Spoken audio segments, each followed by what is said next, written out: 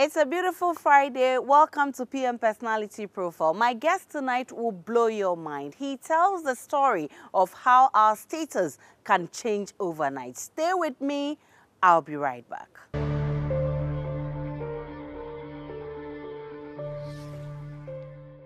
My guest tonight, he's Chief Executive Officer of the Chamber of Bulk Oil Distributors. He's an advocate and policy analyst, also a key resource person for major regional downstream platforms, and serves on many strategic public and private boards. Senyo Hosi is my guest tonight. Refreshing to see you, Senyo. It's a pleasure having you, Aisha. By the way, let me congratulate you for the wonderful work you've done with the Ghana East Infectious Disease Center, where we are right now. It must have been a tough journey. How was the journey like? It's been quite a tough journey, but I think congratulations really go to the 536 men who delivered this project in record time, bending their backs, breaking their backs, working around the clock, 24 hours, day and night, under very abnormal conditions, and yet still deliver this in love for God and country. They're the ones who really deserve the congratulations, not me. Yeah, you're part of it. Tell me more about this project. It's been launched. What next? Kumasi is next. Stabilizing the management system here is also up on the table, and how we can build into what has been achieved here into a sustainable structure. But the big thing next is Kumasi.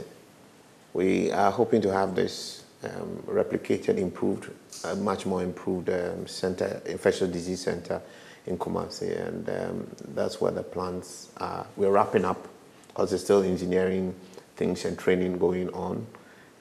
You may take a walk through at some point, and you realize there are a few things going on. So training the people so they can manage the place when we are gone. So that's exactly what's up. But what's really next is replicating same in Kumasi. Senyo, we thank God for your life. I mean, many people admire you. They say you're a strong, ambitious young man, blazing the trail out there. I mean, you inspire a lot of people. You have an English name? No, not at all. Thankfully, I don't have an English name. Your parents didn't give you an English No. name? I'm sure if they did give me, I would have probably, expunged it by now. But your siblings have English names. My siblings don't. They don't? No, not at all, none. It's my dad who had one, and he expunged that. I tell people I'll take an English name the day I hear the Queen call herself Amma or Akos or something. Till then, she should keep her turf, I'll keep my turf. So you prefer Senyo? Absolutely, I'm Senyo. Senyo Kwasi Hosi is my name. That name has become a household name. I mean, no idea. Senyo Hosi. No idea. You don't need to explain who I Senyo totally Kwasi have is. no idea about what you're talking about. But you know what is the person behind the name? I am curious to know who this person is. Would you be kind enough to let me in? I'm practically what you see. You get exactly what you see every time. As much as I can, straight to the point. People think I'm insensitive. I'm a very, very emotionally sensitive person to my environment. So you may think of me as a bit brash, but I'm not brash. I'm brash when I have to be brash. I'm soft when I have to be soft. For me, what is an overriding factor is the value that has to be delivered. What's the object? I keep my eye on the ball. I keep my eye on the goal. So soft things don't really cross my path. I need to get things done. But Senyo is just what you get. Nothing much. Wow. I know you come from a wealthy background, but... Absolutely false. At some point, things changed. No, I mean, for no fault of yours, for your father's kindness. And at some point, you had to sell bread on the streets of Accra to further your education. We'll come to that. But I want you to let me in your school days. I mean, where did you start your childhood education, your secondary education? I know you went to University of Ghana, but prior to that, and how was school days like? How was school life like as a rich boy? As a rich boy, really no. That's a very inaccurate assumption that many people make. Okay. I don't have that privilege of a rich background. I've had an okay background, difficult times, and that's it. I went to school, I went to public school, Saito as you call it. I went to school in Pantan Hospital. Okay. They have a school there? Yeah, they do. They do. And back in those days, in the 80s, you didn't have even trotro going beyond Zongo Junction, or I think taxi rank. The taxi rank then was Rolling Circle, Medina Estates thereabout. And that was it. So the rest you really walk. Yes, you had a few taxis now and then that would take you there. But I went to a very public school. I didn't come from a very rich background. I think we're just okay to survive. Okay. My mom was a caterer, so selling things was not new to us. We used to carry meat pie, rock bands, and all that around, and we used to sell them. She had a shop, we would man them. Times we go to church because she had a shop, she had a stand in church selling that. We did that. We make ice kinky. Yeah, we produce, help her with her production of ice kinky to sell. Okay. We carried a lot of crates of minerals here and there on our heads as a young guy. It was tough work. So it's not as rosy as probably it's been suggested to you or anyone. It's not been rosy at all. But it actually truly got worse. Yeah, while it may have been just okay for us, we live in a neighborhood where most of my friends or those around were Christ the King students, Bishop Bauer students, St. Teresa students, and these were the creme de la creme of junior school. And you say you weren't okay and were living I didn't go to school to that school. I mean, was for such an area. I had in quotes comparatively wealthy friends. I wasn't a wealthy kid. And I went to Saito, and they went to all the top preparatory and junior schools in their country. And you work with them, and every day you say anything, they tell you I'm bad. You understand? You know, they didn't hesitate at all to let you know where you belong. But they were nice friends. I love every one of them to date. A lot of them have been very key in my life. I appreciate them. But yeah, it wasn't like that. You know. Yeah, and through my father is another different kind of human being. He has a very generous heart. He's the kind of man who can drive with a car in the morning and come back without one, and he will tell you that on his way he met somebody who seemed to need the car more than him. So he gave the car. He gave the car. And he will now later be thinking, how am I dropping the kids in school? You know, so I mean that's my dad. That's my dad for you. But his kindness has been great. My mom is also similar, a very heartwarming woman. Opened her house to everyone. While we may not have been so wealthy, anybody could walk into our house and eat. Anybody could walk in our house and actually sleep over. We had kids who slept over at our homes. We didn't even know them. Wow. Yes, because they came around, played, and now we don't even know where their homes are. And my mom would not let you go where she doesn't know where you are going. So she would keep you and find your parents the next day, you know, take care of you and all that. Some of them have actually now become permanent members of our family. Okay. You know, yeah, no relations, nothing, no friends, nothing, just from playing around. Because they grew up together. together. So our house has been a big house, a lot of people now and then. And it's been good because in that process, you learn how to live with people. You learn coping skills. You learn how to also live in a competitive world. You learn to share because there's a world that's beyond you. Right? These days, you don't have much of that for most kids. You live in a small home, but you live in a big house. You build some of these people management skills, and I think that's been helpful. Where did you grow up? Were you living in Pantine with your parents? We started our life in Nigeria. I was born in Lagos. I lived in Lagos with my parents. We moved here in Ghana in the late 80s, and then lived in Adenta. Okay. Yeah, in the mid 80s rather. And lived in Adenta, and then lived in Adenta for almost God knows how long, till my adult life when I actually moved out of Adenta. Been in Adenta for almost ever. Almost forever. So I saw almost everything grow up. Almost everything rise. Those were the days when in Adenta you bring your house and a monkey will show up. You know, you'll be there. You can't clear land without seeing a cobra or a snake, you know. Okay. I mean, it's not days. What it is today that people are... So how was it like living in Adenta and going to school in Pantine? Was it a boarding house? No, but I mean, but today you see Adenta and Pantine almost one, right? But then it was a distance. We sometimes used to walk. Yeah, my dad will sometimes drop us, more often than not drop us and pick us, but more often than not, a good number of times we walk. You walk. Wow. You walk. I see. So at what age did you come to live in Ghana from Lagos? Oh, possibly 5, 6, thereabouts. Age 6? Yeah, thereabouts.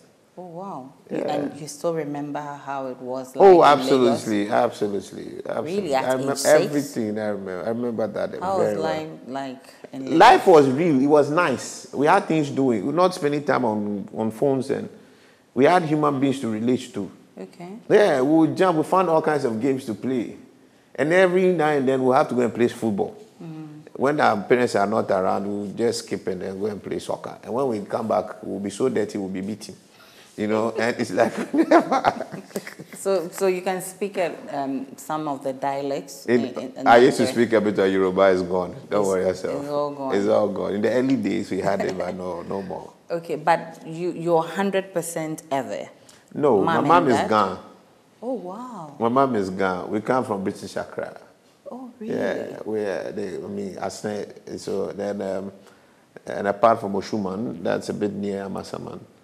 And then, so mainly British Accra. My dad is Ewe from Klefe, Damete, and Abutiateti.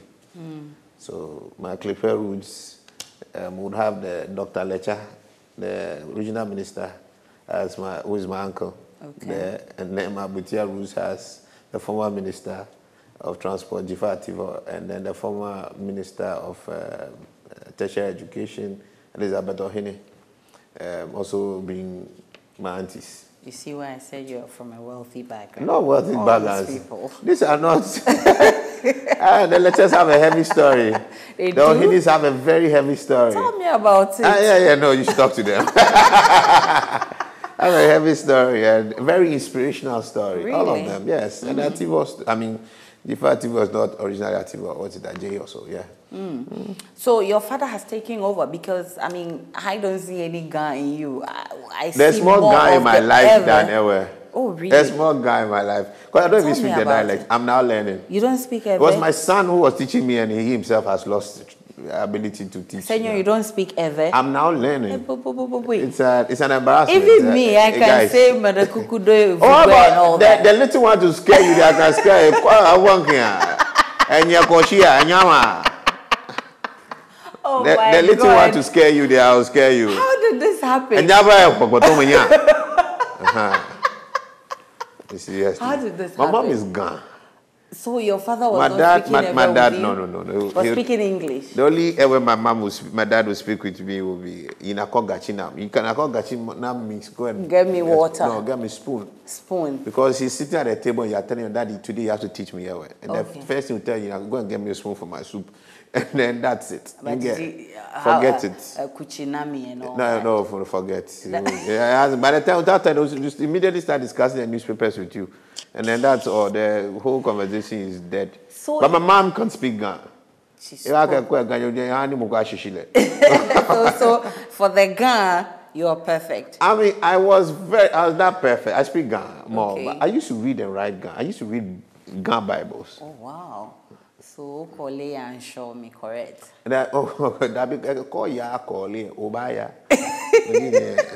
So, my maternal grandmom, she was more present because all my siblings, she would come and help take care of them when they were born.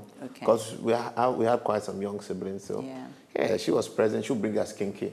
She was a kinky seller. And me, I loved kinky. Then. You still love kinky? Not really. I manage it now because of the carbs.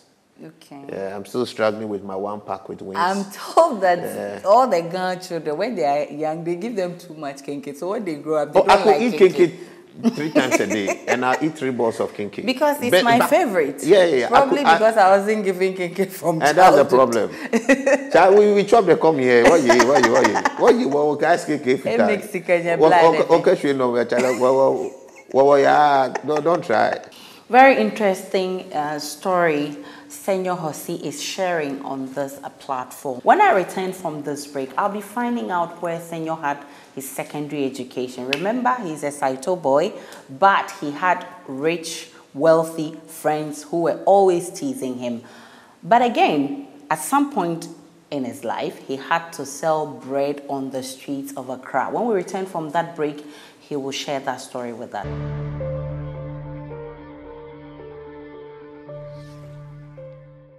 Welcome back to PM Personality Profile. My guest tonight, Senyo Hosi, and he's been very intriguing on the show. He's been sharing some very interesting aspects of his life. Senyo, so you completed the Pantan school for your primary education. And GSS. I'm a GSS. Okay, so where did you attend secondary school? I went to Temasco. Temasco, so from Pantan to Tema. Yeah. That's a long journey. From Pantan to Tema. From Pantan to Tema. How was the journey like? Well, it was... I wanted to go to PSEC. I didn't get to go to PSEC because I wanted to do science. I would have read something else at PSEC. So I said no. I mean, my dad was quite insistent that I'd still do science. Okay. So I went to Temasco. I don't remember whether it was selected or not, but I went to Temasco and spent 3 good years there, building new skills, survival skills, building a new network of friends, and still each vacation come back and meet my St. Teresa's people, you know, my same area guys. They went to Adisco, they went to Agasco, yes. They were in Botry, you know, so when they come, you know, Saito, that thing you still not cut it. You still not cut it, Charlie. Maybe from Pata, I also went to some Motown or some, maybe to have balanced the thing, right? Yes. Still, I went to Temasco. Temasco, I'm grateful to God I was there. And I had great learnings too from the place. A lot more social skills. That one person I probably remember, Mr. Jineku, was, what was he then at the time? I think either senior housemaster, deputy headmaster at the time. And I was very active because I was a student politician then. I was SRC president. Oh, wow. And then he calls me. He said, Senyo, you are about the best SRC president we've had in this school. But nobody will remember you for that when you leave here. They'll remember you for your grades. So while you're going around and jumping everything, just focus on your grades. All the bad boys here, when they excel beyond expectation, people forget about how bad they were. So the good guys, when you bomb, people forget how good you were. So focus on your grades. Okay. And remember, there's nothing like tiredness, because there's a lot of rest when you die. So work hard, you know. And it's one of the words that stayed with me a lot more. And people claim I'm a bit restless.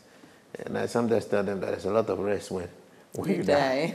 So while you have life, and you have strength, you have access, impact. Just go ahead and impact. It may be your last opportunity to change someone's life. Definitely so. All right, to transform a situation. So just keep at it. I don't know whether I'd have learned that if I went to Agasco. I don't know whether I'd have met Ejineku if I had gone there. So I'm grateful to God for every single thing that has happened in my life, the way they happened, when they happened. All right. So one day, and I always said I was going to come back. We'll go to university together. And when we go to university, the Agasco boys, the Adisco boys, I'll flood them. Wow. Because they were doing my top too much. it was just too much. I said I'm not a human being. So you were looking for every opportunity to get back. After the SSC, we all write the same SSC, right?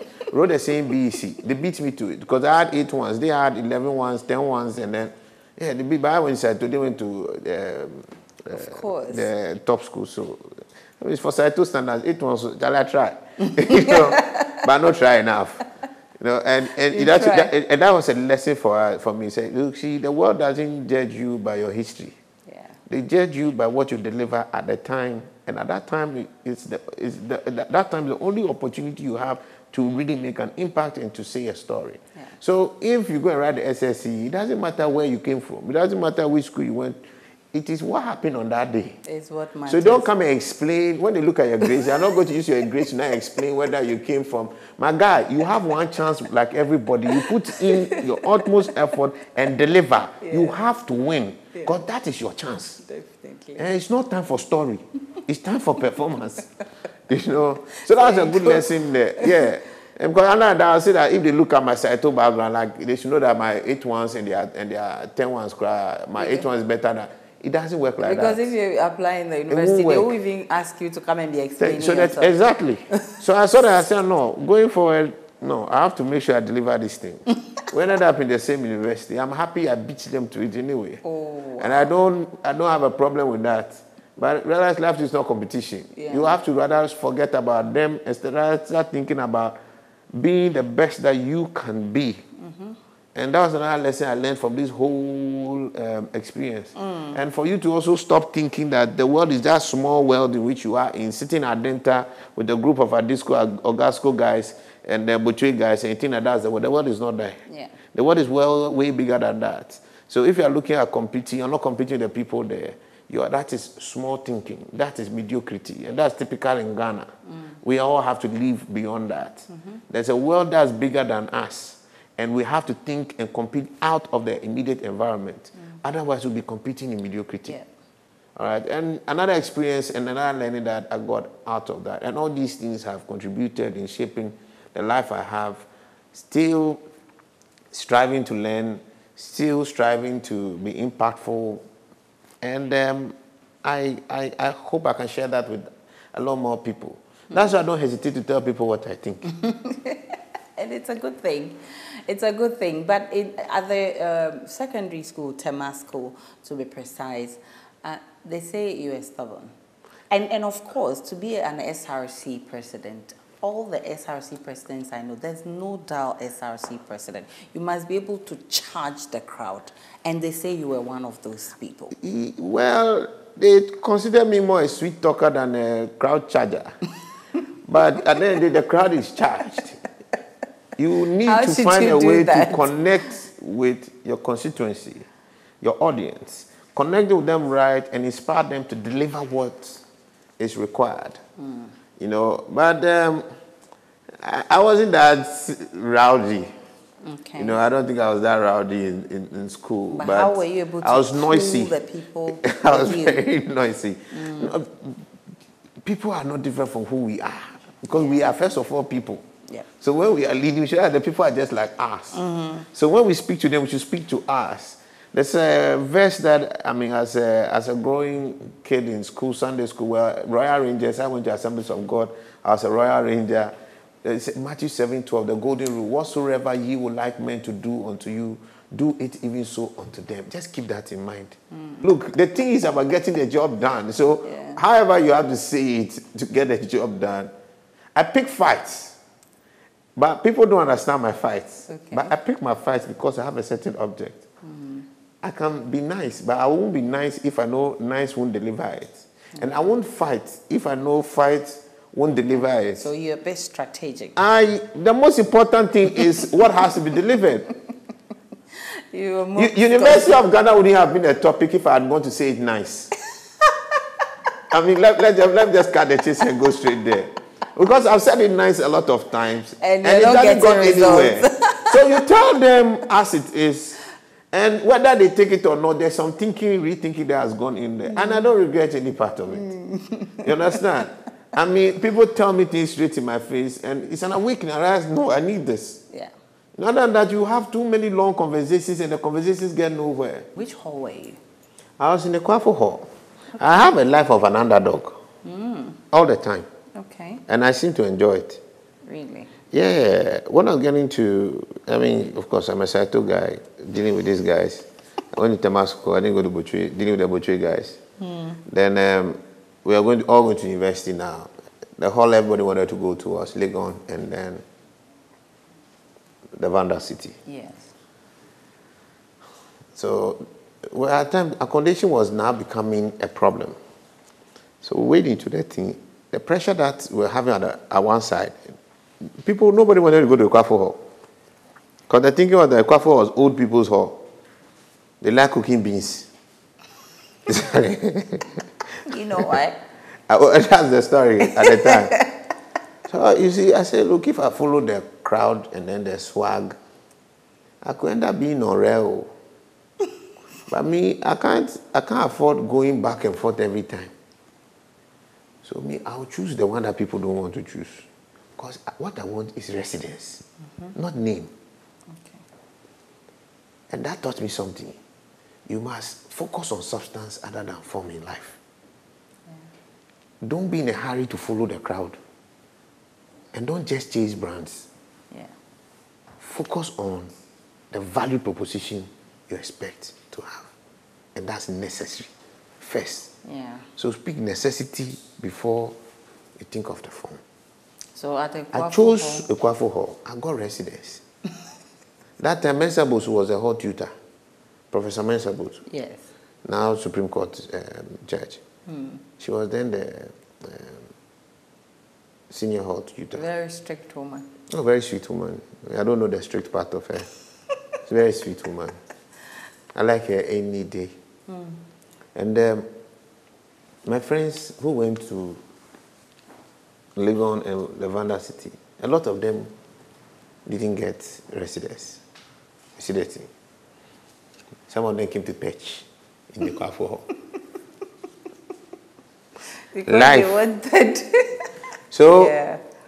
on campus, coming from Kwafo was not an in thing. They will laugh at you, tease you and all that, which I'm already used to. Yeah. I've been teased, so it's okay. Right from childhood. I can survive it. I cry, I get some place to sleep. You're okay. Yeah, so I said, look, I will turn this hall around. So I became JCR president. Oh, wow. And I said, we're going to change this place. I mean, we're going to make this place swagalaciously awesome. Oh, wow. We had the best hall week ever. Ever. And it was from our hall week that Terry Bonchaka passed. Yes, I remember. All right? It was the talk of the town. The Kwafo hall week that time was the talk of the town. We embarked on various developmental activities that changed the face of the town. So you go to Kwafo Hall, you go to Kwafo Hall, you see a fountain which wasn't there. It had a farmer and a boy drop, and we light it up. We lit up the whole place. We put in garden benches around. We got MTN to co-sponsor our library and then turn it around, and everybody wanted to come there at the time. Okay. So in life, you may not get greatness, but you can make greatness out of what you get. You brighten the corner. You understand? Brighten the little corner where you are. And don't always wait for things to come. Go for it. Yeah. All these things have been relevant in the story I have today and in my coping with life going forward. I don't hesitate being the underdog. I don't hesitate having my situation as I find it. I'm more compelled by what I can make of the situation I find myself. Yeah. I'm not surprised to hear that your parents are generous, because the story I heard is the fact that he gave out his house as collateral for his Nigerian friend to, to take a loan. And then a Nigerian friend forfeited, and then it changed the whole story. He's done that a number of times, both with his Ghanaian friends and the Nigerian friends. I mean, my rude awakening to adult life was with that. When my parents had relocated and I was left with my siblings, I was just, 17 years old or so. And I had a responsibility of taking care of my siblings, okay? Because I was the only senior one present. My elder sister is a medical doctor. She was in medical school at that time. The second was in Canada studying psychology. So I was the only one here. And he had stood surety for a friend. Okay, Ajiman, he died. That was a Ghanaian friend, he died, and the burden now fell on my dad. So we had to go back and forth. And my lawyer then was Kulendi, so Kulendi and I come way back with a lot of interesting stories that we shared, yeah. Okay. And thereafter, apparently after getting through that case, so I spent my whole first year at university totally going to court. Wow. So I didn't really have a typical youthful life. I always say I've been robbed off my youth. Yeah, I've been totally robbed off of it. By being generous. Not well, by my dad being that generosity, but for me it was a good lesson. I learned things. So from every adversity comes very great learnings, and if you don't optimize it, you just would have wasted one crisis. Yeah. And I don't love to waste crises. I love to learn from them or impact them, turn them around. And that was one story. And the other one was his Nigerian friend, who he also did something for way back. He couldn't even remember. And the gavel fell on his head one day, and we lost the house. We were homeless just one morning. Oh my goodness. Totally homeless. But we had very good people. Also, again, for my dad's generosity and his friends that he had made over his own character, stepping in for us. The Kumas were there for us. They picked up my siblings and kept them. And I moved in with the Katarinas. And they are really my family now. So it means that at a point they had to spread you, your your siblings to different people. So we're 4 left here, and that happened. So 2 of my fathers, because I had probably spent the first, 2 years taking care of my siblings. That's where the bread story is. And then we had Mr. and Mrs. Kuma. Divan Kuma is passed today. Very good man, kind-hearted man, a good friend to my dad.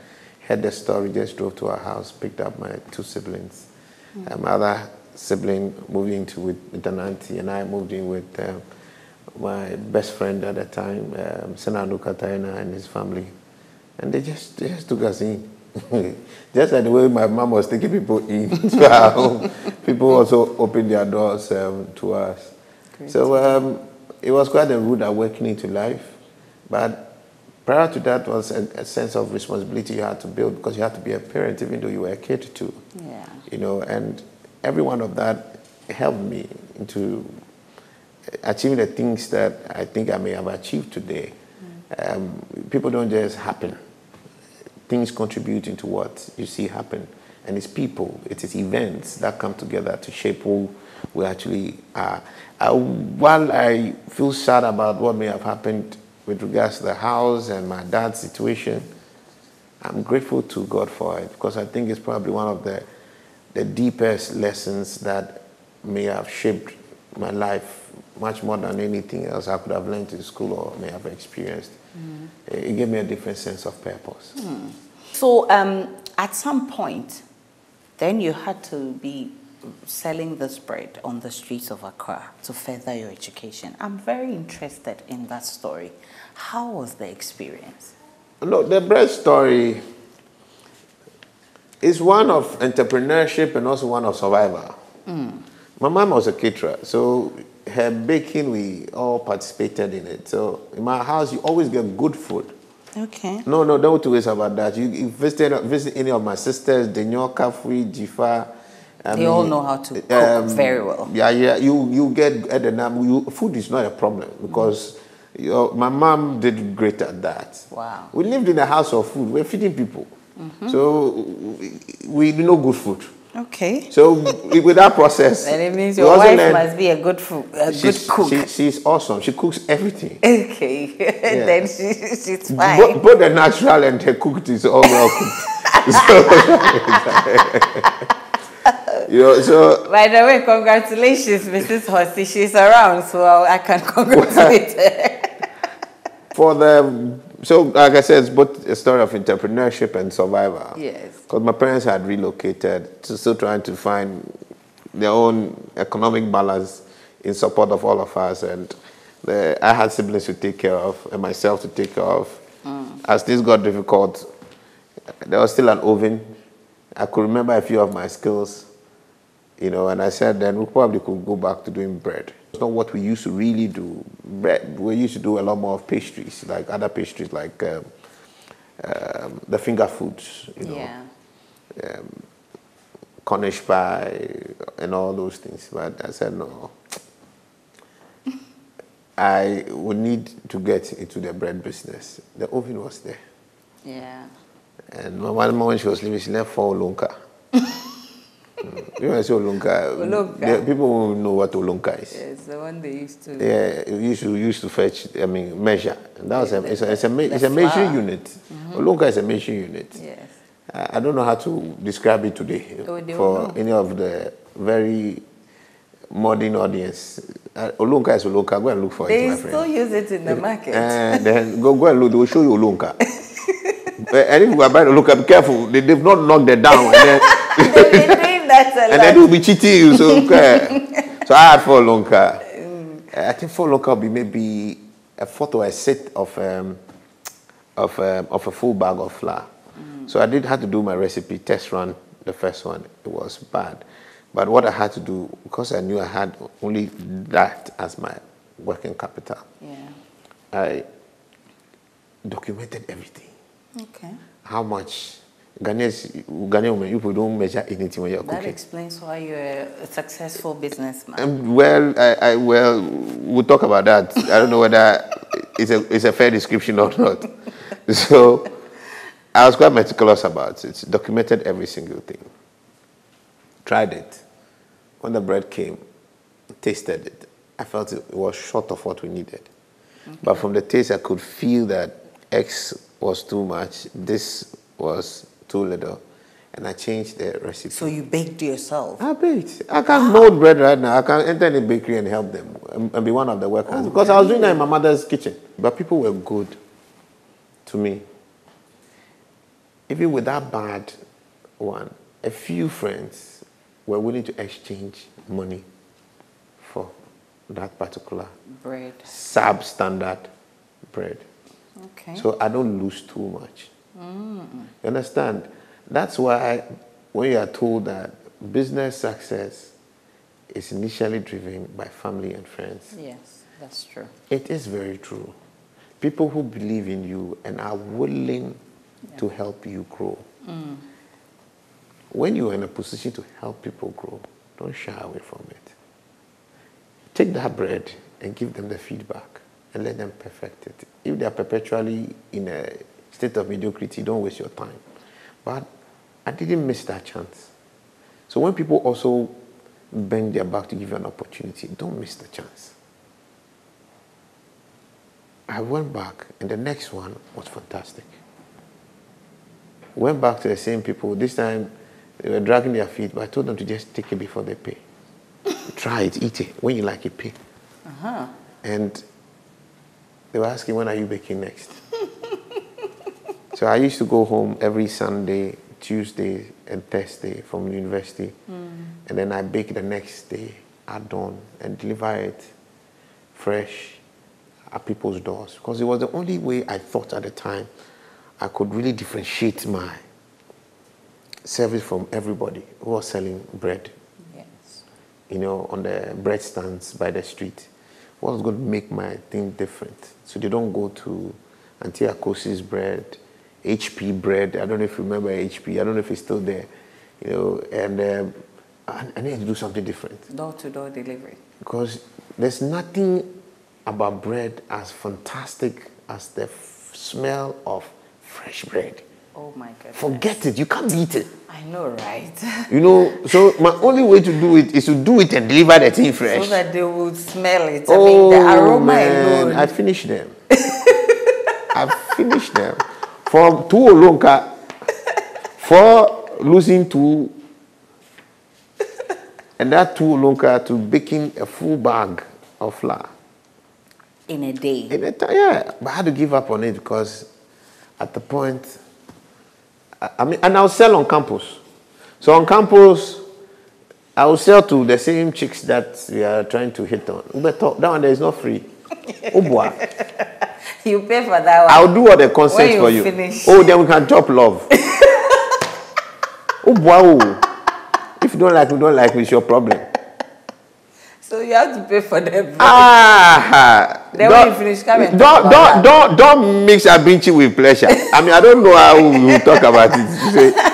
There are two different worlds: business and your social life. Don't mix the two. Don't mix them, yeah. Don't at all. Understand? I mean, if you are giving somebody for promotion, they can do that. But so just bread to you guys. No, if you don't pay for your own, somebody will say that they don't pay for. Will the business survive? The business is collapsing. My guy, stop. So you took. I mean, I'll go to the same place I'm sleeping. All the girls up there that we are rolling and have you pay. It's one of the reasons why you should actually even pay. See that thing? Then I'll go there, go around to the shops and keep them there. And I didn't have a problem with that. Plus, you know, they shy. I say, shy for what? The time they take do survive. You say, for shy. You they touch. So how long did you do this business? Oh, I did that for 2 good years. Okay, on campus. On campus and home campus everywhere. I did it everywhere. And I had very good clients, customers. So you reached level... at what level? So that was so did it level 100, level 200, and then we stopped there somewhere. And you thought that you had enough? No, not because I had enough. I mean, I was still battling things in court. Yes, your father's. And so a lot of that made it quite difficult. And level 100 is non-score. Yeah. But even then, I did great. Level 200, but it was scoring, and I realized that actually I could have issues, and as things also probably stabilized for my parents, and it was much easier for them to support my siblings and the legal cases. It made it easier for me to call it quits. And I handed it over to somebody else, but the person couldn't manage it well enough. So another thing you learn from there, succession plans must be properly in place, and strategies must be in place if you're looking for business sustainability. But I actually sold off the business to somebody. Sold off the oven, and to one of the guys who had worked hard with me very well, Oklu, he served. And you thought he could handle it? I could handle, but I didn't ask for any return because I had lost the house. What really triggered, let me put it this way, what really triggered the business's closure was the loss of the house. Because I was baking from the garage. Oh my goodness. So my factory, I lost my factory. Because... And I think I was so disoriented. It wasn't now time to look for which new factory I was going to really run. Senyo Kwasi is still my guest on PM Personality Profile. We are having fun, and he's been letting us into his life, how it all started. When I return from that break, we'll be talking about his ups and down moments. Again, what does he do? He's a very busy businessman, by the way. Does he have a leisure time? We'll find out all of that after this break on PM Personality Profile. Stay with me.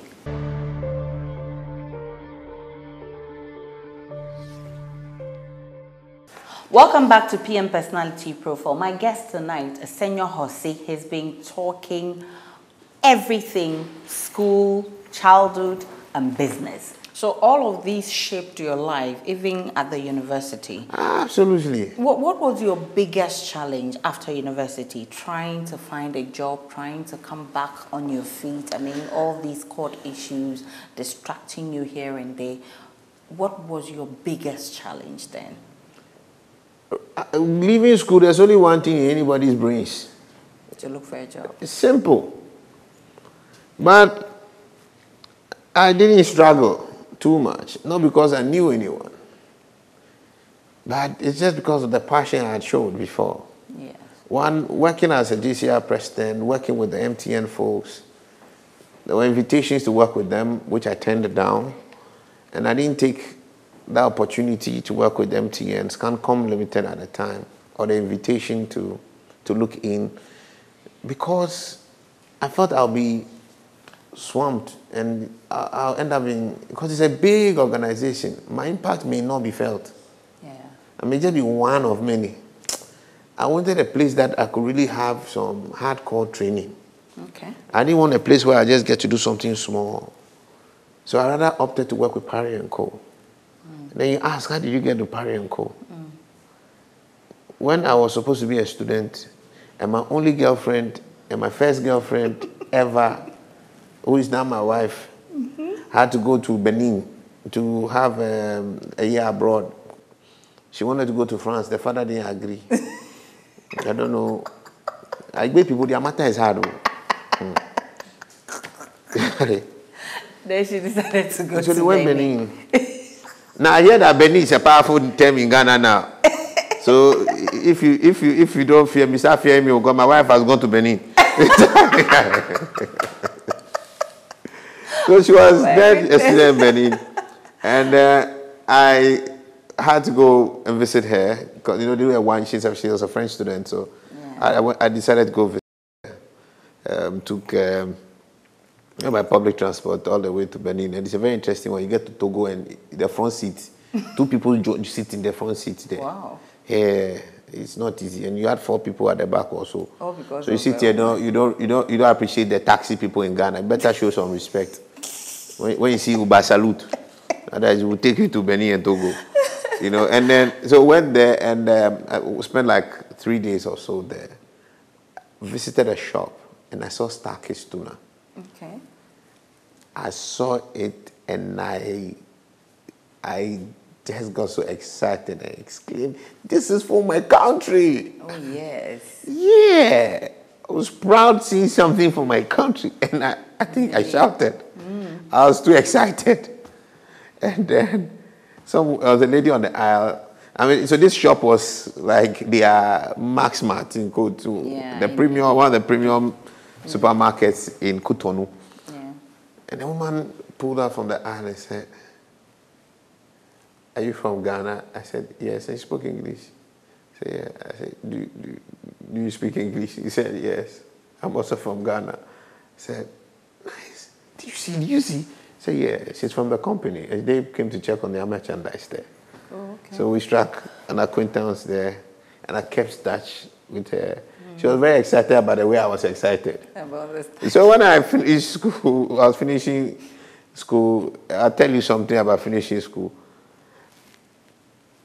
Because we had lost our house. In fact, I was homeless, right? Yes. When people vacate, everybody carries their bags and go home, right? When we vacate, I'm looking for the senior hall tutor so I can be given a place on campus to stay. So it was one of those days. We had finished school, all right, but I was still on campus because campus was my home. Yes. And this is in June, late May. By August, the freshmen will be coming and school. I can't be on campus. You have to move at all costs. Charlie, I called the woman and said, "Oh yeah, it's good, I'm done school. I really want to have an internship or what." I said, "Well, there's a job opening. If you're I went for the interview, I got my job. My first job. And I was on campus till the August when the freshmen were going to come. It was my wife who went to pack my things out. Then she was my girlfriend. Okay. Pack my things out. You completed Legon together? Yeah, so no, we were mates, but because she went a year abroad, she became a year my junior. Okay. So whilst you were on campus, you were also keeping an eye on her? No, but my wife, there's no need to keep any eye on her. Oh, so there's only so much she can do in life. So my wife's she's not a woman you have to think about and worry. Don't waste your time. No. She has to keep an eye on me. Oh, really? I am the one who can be a problem. Because the girls were all over you. Oh, no. Even that with means the that bread. And the bread that they had to pay. No, but you see, the thing is that on campus I was loud. Yeah. And fun, and I had a car, which I used to drop the chicks anywhere they have to go. Then I used to go collect petrol because that's how I can fill the tank. You have a lift. When you're with me, you pay for the petrol, but when you're with Senyo, he'll make you laugh. He'll make you laugh. He'll take you anywhere. You understand? Any help you need, he's a handyman. I mean, all this in petrol small you can buy it too, right? And bread too you go pay for it. Don't be crying. Oh my God. You know I like that. So I mean, so we are back to the. That's how I called and went for that. So I got my first job with Parry & Co. I was a sales and marketing executive, and that was my first job. I enjoyed it. Picked a lot of hardcore sales lessons, you know, and it's been instructive in my formative life, in my work life. So do you have dissatisfied moments? A lot. I'm very difficult to satisfy. How? I can't satisfy my own self, so you can imagine. Did she have to do so much to satisfy you? No, my wife, no.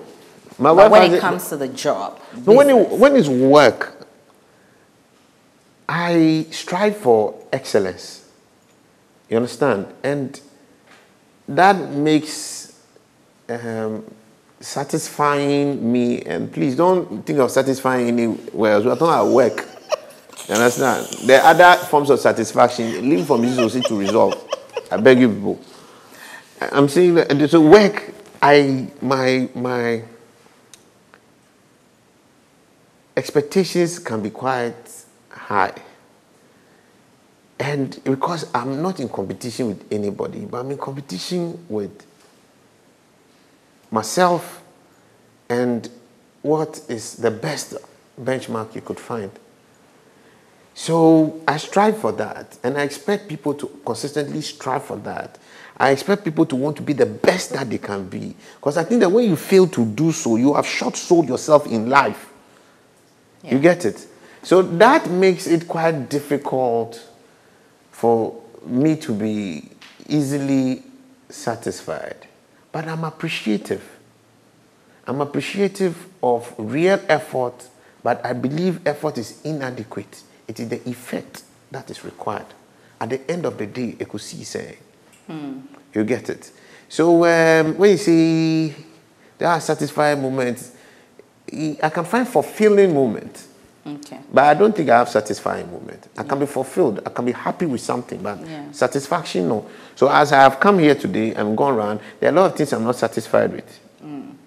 But what has been achieved, I find fulfilling. Your happiest moment? Happiest moments is when my wife is happy.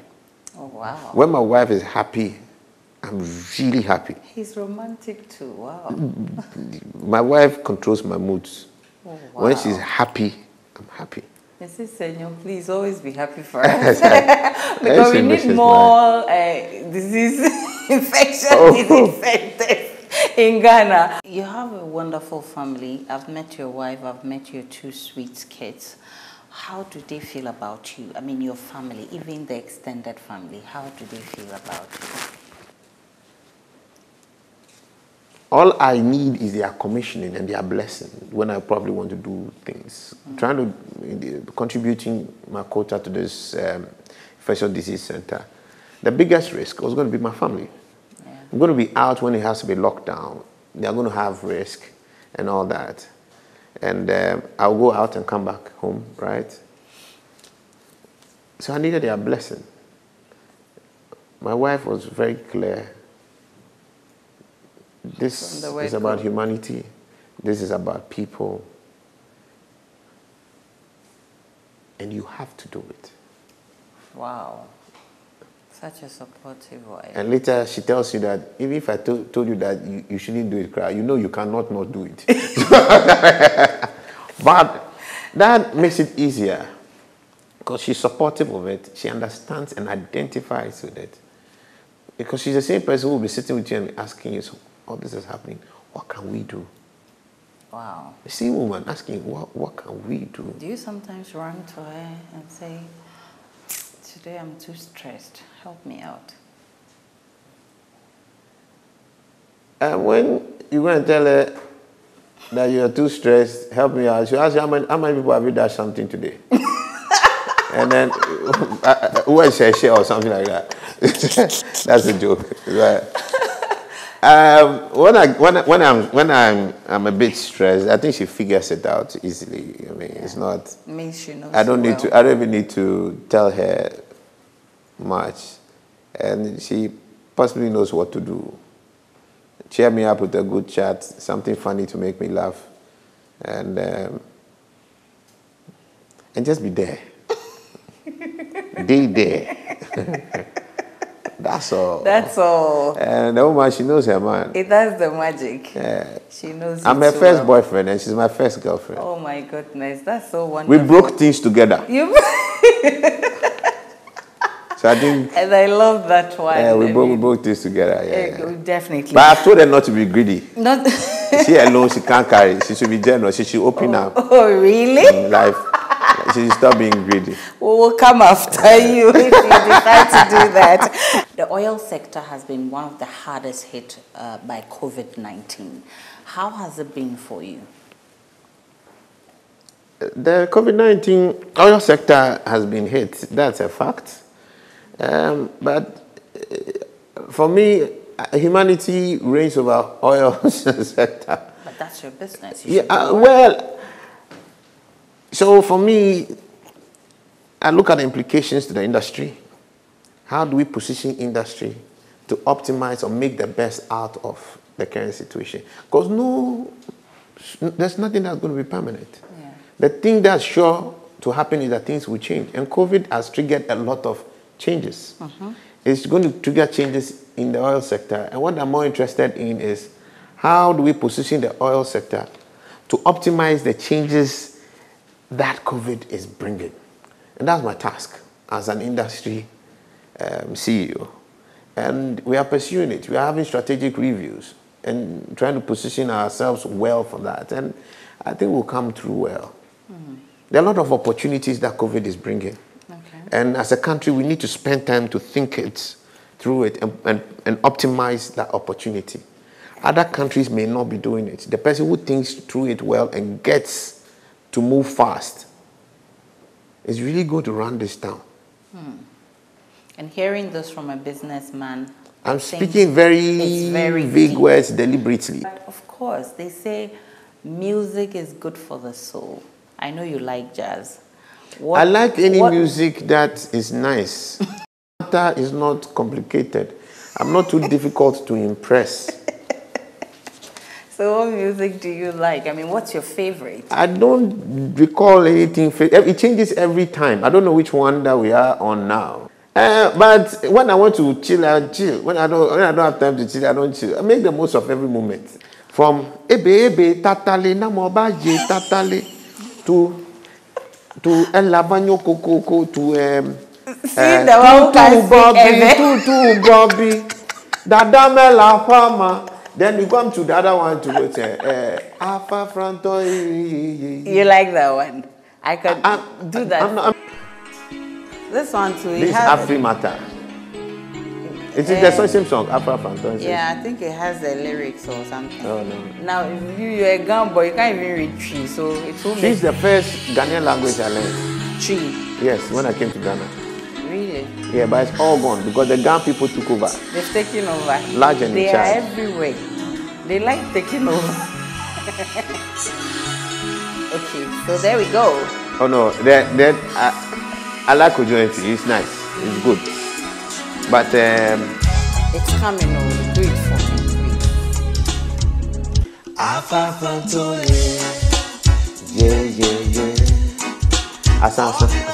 You're a poet too. That's very interesting to know. Science student. I mean, that's left for the literature students. Science students, poets. My wife is literature enough. Oh, now I get it. Which one do you want to do for me? It's quite a romantic piece. More about two people, married people, different people, all of them married in their various homes, but having a very wild crush over each other, feeling things that they don't want to feel. But it's not really about their feelings. It's what it typifies. Okay. We doing things that we say and believe we should not be doing. And the trauma, the anguish we experience when we go through that. Okay. So I'll probably give you the first of the pieces. And that was written right here when we're building this. Okay. It's quite a very intense moment, and things were very difficult. I just took some time out in the meeting, and I wrote the poem. Oh, wow. Let's hear that. But this is being written from a character, Ablan. Ablan is a female. She's the female party in it, who is having a crush over somebody who is trying hard to hit on her, and she's trying to stop it. So this is Ablan speaking, not a man speaking. Okay. So I think it's actually best when you read it. No, you read it for me. It doesn't really matter. Read it for me. Sitting I stare, I'm falling where I fear. I shriek, how dare me dare where I dare not dare. Well before the day shall break, I lay awake. In heart I ache. My feelings I struggle to fake. Love's bars, I pray I break. Sweetheart, honey chills I feel within. My thoughts wandering nowhere but him. Only hell knows what I'll do to him within. Alone his kiss, his touch I yearn. As though its mist my life shall burn. Daydreaming what will happen when we meet. Like butter on heat, his feel I melt. And yes, I'm wet. Urgent, urgent. I need an abode, I'm about to explode. This thing is real. No, no, no, it can't be real. Why feel this way when I can't have my way? How did it happen that my heart so deep in? This is not me. Surely not me. I swore I can never be swept off my feet. But here I am flat beneath. Far and wide, I want his ride. I swore I will overcome, but here I am, wet, and I rather want to come. Speechless and hopeless, how do I overcome? Hands, mine failed, his failed. Laying in the right warmth, I long for him to share my quilt. Guilt, guilt, guilt, I feel it not. Right, right, right, I wish it, but will it not. Wrong, wrong, wrong, this I don't belong. Ding dong, ding dong, this must stop before I get a boo. Oh, what a sweet taboo. Oh, wow. Science student, businessman, poet. You are a fantastic poet. Where we go. Rest of our programs.